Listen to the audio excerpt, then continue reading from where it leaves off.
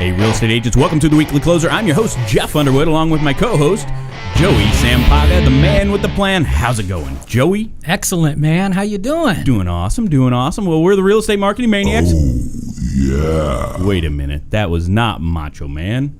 Oh, there we go. Wrong. Oh, yeah. No, that was just a lot of fun. Hey, we have a special guest here with us today, and that special guest is John Trischetti with Remax Fine Properties. How's it going, John? It's going well. How you doing? Doing awesome, man. Thanks for being here. My pleasure. Thanks for having me. Yeah, I like the accent.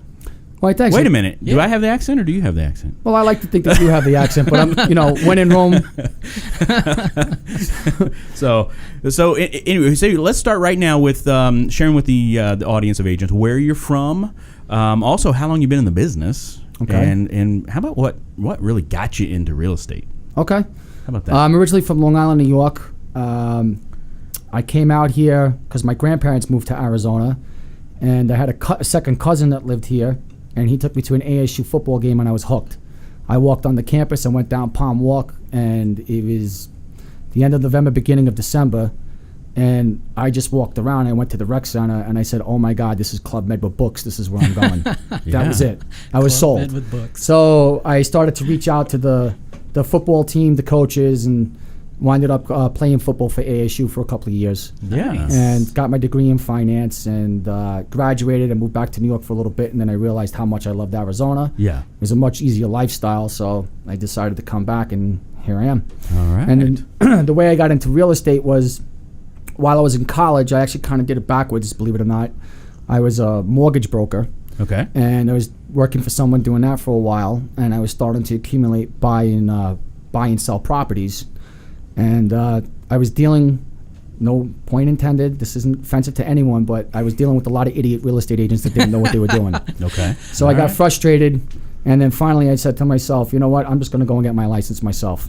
Yeah. Well, you're not morphed. doing it backward, because Jeff and I were both mortgage brokers. Yeah, we were actually we mortgage got brokers. into real Yeah, estate. all right, so you there you actually go. did it the right way. I did it the right way. But that actually kind of gives me a leg up, because I understand, A, I got a degree in finance, and then B, being in the mortgage business, I have a good, solid foundation of an understanding of how money works, which helps me be able to communicate to clients and help them be able to buy or sell a house. Yeah, great. Okay.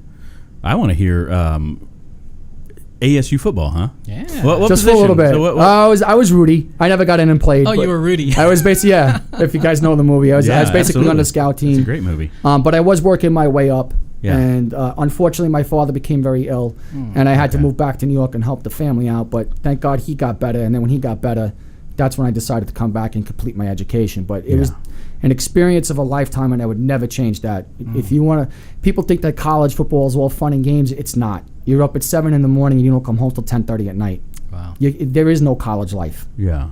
There's Wow. none. Wow. Great experience, though, huh? Wouldn't Probably change it for tell the you. world. Yeah, absolutely. Hey, what are you doing right now in here in the Valley to be successful with real estate? What's the day in the life of John, I guess, right? The day in the life of John. Take a camera and follow me around. You're probably a good best-selling show. Yeah. But, no. Anyway, typically what I do is most agents, I find that they get very frustrated with the whole aspect of the business, and I can understand why it can be very frustrating. What I try and do is I really work my sphere of influence, and then also I get a lot of business from other agents' failures. Yeah. And when I first got into the business, I made a promise to myself and to my family that I would absolutely operate from a place of ethics. And I would always take the fiduciary responsibility of the client first, no matter what. So it's not about the sale, it's about building and developing the relationship. Yeah. And when you build and develop that relationship with the client, then the business just grows organically. Right. Because your reputation will precede you. Yeah. If you're in it for the money, don't get into real estate. That's the truth. great. If you're in it to build relationships and get to know people and make a difference in their life, then it's a rewarding business. Yeah, yeah. And you and I were talking before the show about, the I guess the benefit, or maybe how do I want to say this? Focusing on a smaller number of really loyal clients and friends and family is better than targeting the masses, right? Completely agree. So the 100 really loyal and you mentioned you go out to dinner, You do certain types of dinner bets with them too? Yeah, I do. Just some fun stuff revolving around sports, right? I think that's great because I think too many of us in real estate, we just think, let's put out this big ad, let's concentrate on these 10,000 people or this 1,000. But if you can truly rein in and build that tribe, right? That smaller tribe around you, that's where the success is. Build the brand, build the loyalty, and then I come from the perspective of, listen, as a military, we don't carpet bomb anymore. We use laser-guided missiles or GPS-guided missiles, right? So the mindset of the philosophy has to work the same with real estate.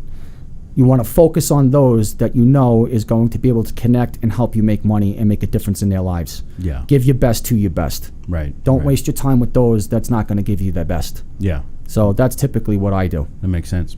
Are you working kind of a split business, buyers versus listings, or are you getting more listings, more buyers? So when I first started in the business, I was predominantly a buyer's agent. Okay. And I think it's a great way to start, actually, because what happens is when you're a buyer's agent, you start to drive around and you really start to get a handle on what the inventory is. So I don't care where you are in real estate, how successful you are, never let that piece of real estate go. Yeah. Because you have to know the inventory, you have to know what's available, so this way it makes you the expert in the area. Because if you're not the expert, what value are you bringing to the client? Right. So a lot of people say, I'm a listing agent. That's great. But at the same token, if you're not working with buyers, then how do you really know what buyers want? So that's a great point. I started out with buyers predominantly, and then I'd say in the last year it's shifted predominantly to listings, which I prefer listings. Yeah. But at the same token, I try and keep it about 60-40. 60% listings, 40% buyers, because buyers eventually become sellers. Right. And truthfully, the relationship is easier to develop with the buyer than it is with a seller. At least that's been my experience. Yeah.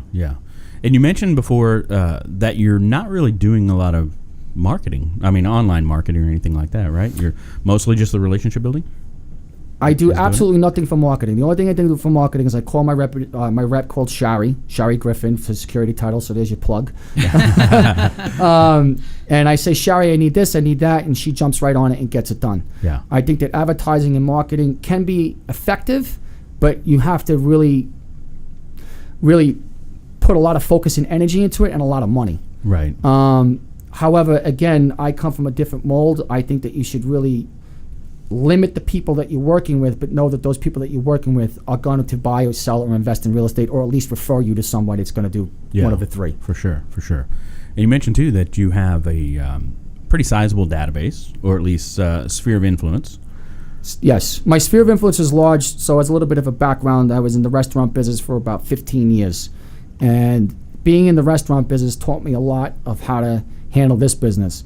So one of the things that I like to do when I was a server was I wanted to be there from start to finish, right? So I would greet the table, give them the menu, tell them the specials, food, take the order, food came out, so on and so forth, right? So the same philosophy works with real estate. Yeah. I want to be there from beginning to end. I want to know everything that's going on in the transaction, and I want to be educated as to what the needs and the wants of the clients are. Right. And if there becomes a problem, I'm not saying that you can't leverage out and you can't give to other people and let them handle certain areas, and then you focus on what's going to make you money. Sure. That's important. But always know that you're CC'd on everything that's going on. So if the client does call you, you don't have to say, I have to reach out to my assistant. You already know what's happening. Yeah. No, that totally makes sense. What kind of advice would you give right now? So let's say whether it's a new agent or maybe it's an agent that maybe their business has slowed down a bit. What would you tell them right now to go out and get business? What should they do? Okay, so this is where I'm different than most agents. A lot of brokers are going to tell you go door knock.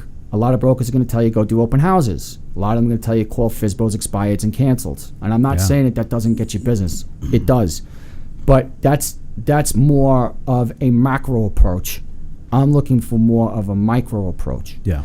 A lot of times what happens is if you start working like that and you're working and working and working and you don't get business, your level of frustration becomes extremely high, and then you want to quit and get out of the business. Okay?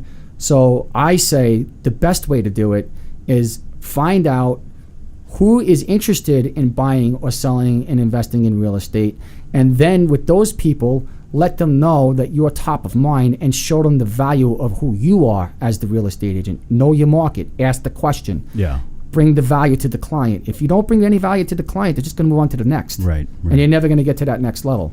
Yeah, no, that makes total sense.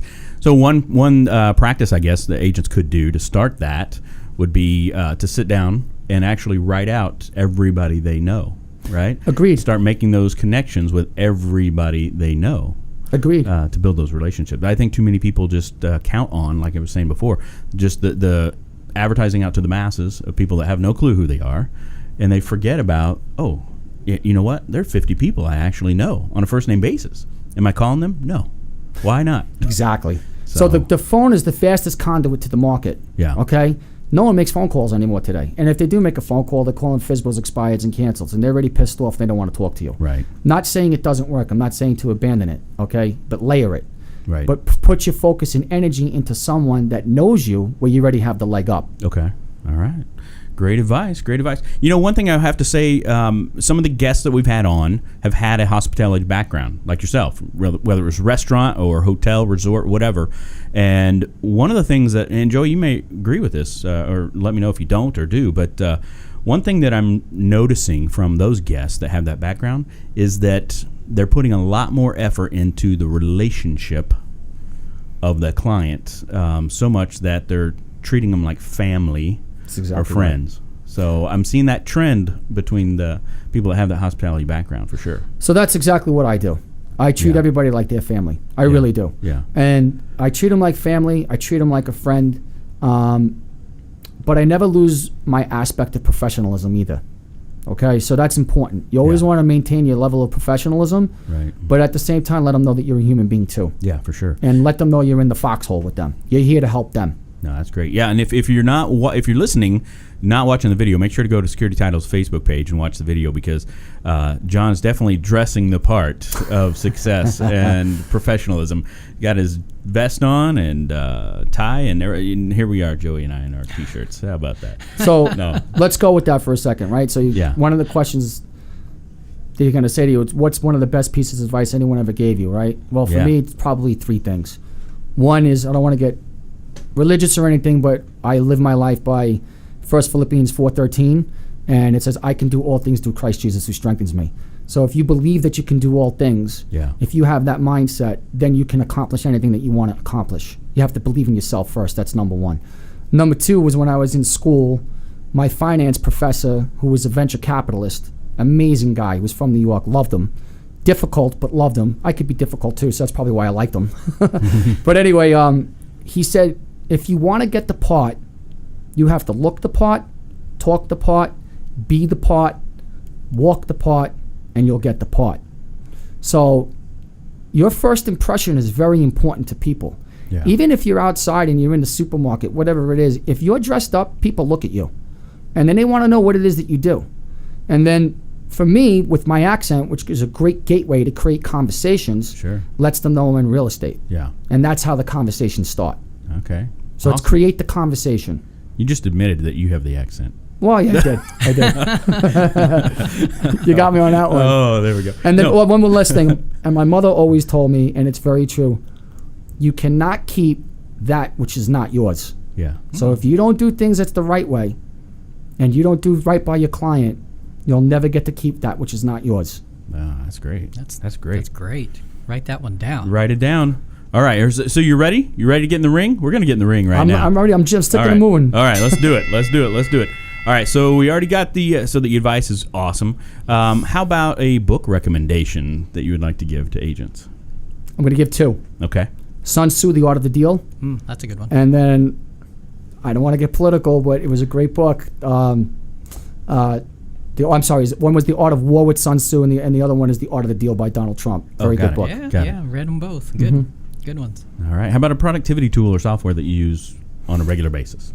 Honestly, I use Wise Agent, but as far as productivity tool is concerned, that's Shari. She is my productivity tool, and then I would say that in Facebook. I do a lot of posts and things of that nature on Facebook and LinkedIn and things of that nature. Yeah. Security Title does a great job helping out their agents, I think. I agree. Oh, We are here at Security They Title do. Cities, aren't we? Yeah, they do an awesome job. All right, so we're going to do one more thing. We're going to have you draw from the hat. This is beautiful. What is that, velvet? Do I have to read this or do you read it? Yeah, you can read it. How about You want me that? to read it? I got to put my glasses on now. Hold on. Now I'm showing my age. If you could travel anywhere in the world, where would you go and why? Very simple, Italy. Why? Because I'm Italian and I've never been there. But from what I've heard, it's an amazing place, and I would love to be able to see where my ancestors came from and learn the history and the tradition of the country. Yeah. So that's probably where I would go. What would you eat? What's your favorite Italian food? How about that? And even My favorite whatever Italian you say, dish? I'm probably not going to understand what it is. But I'll explain it to you. My favorite Italian dish is probably veal sorrentino, which is veal scallopini style. Sliced. It's 3 slices of veal sliced thin, which is medallion style. It's made with grilled eggplant, prosciutto, and melted fresh mozzarella on top. Made in a little bit of a Marsala wine and a touch of marinara. Wow. I'm hungry now. it's lunchtime. Let's Yeah, I'm ready for finish lunch this up and myself. never get. Well, thank you so much for being here. I My appreciate pleasure. it. Hey, if an agent is interested in reaching out to you directly, Please do. I love to how help. How can and they get reach back. Am I allowed to give my you? telephone Yeah, number? phone number, Okay. email, whatever you want to give. 602-502-5213. Send me a text. It's the fastest response you're going to get. Text. But let me know what the reason is. And I'll sure. help you in any way I can. I'm not one of those guys that tries to hide anything. I'm an Okay. open book. All right. Well, thanks, John, for being here. No, It's my been pleasure. great information. Do you want to? We'll have him put on the mask after the show. I'm not putting on the mask. Oh, come on. All right. Well, this is Jeff Underwood along with, Joey Sampaga. and we want to also give a shout out to Academy Mortgage, who is the sponsor of the show. Thank you so much, Academy. Yes. Until next time, take care. Good job, guys. Way to go. Good job. Way to go. The Weekly Closer podcast is sponsored by Jake Krabby, NMLS number 877141 at Academy Mortgage. Are you looking to buy or refinance a home? Jake Krabby is your mortgage professional. Contact Jake at 480-442-9291. Jake Krabby is a loan officer at Academy Mortgage, NMLS number 877141. State license for Arizona number 0920357, AZBK number 0904081, and New Mexico number 877141. Academy Mortgage Corporation, NMLS 3113, and New Mexico 01451. Call 480-442-9291. Address 15333 North Pima Road, Suite 205, Scottsdale, Arizona 85260. Academy Mortgage is an equal housing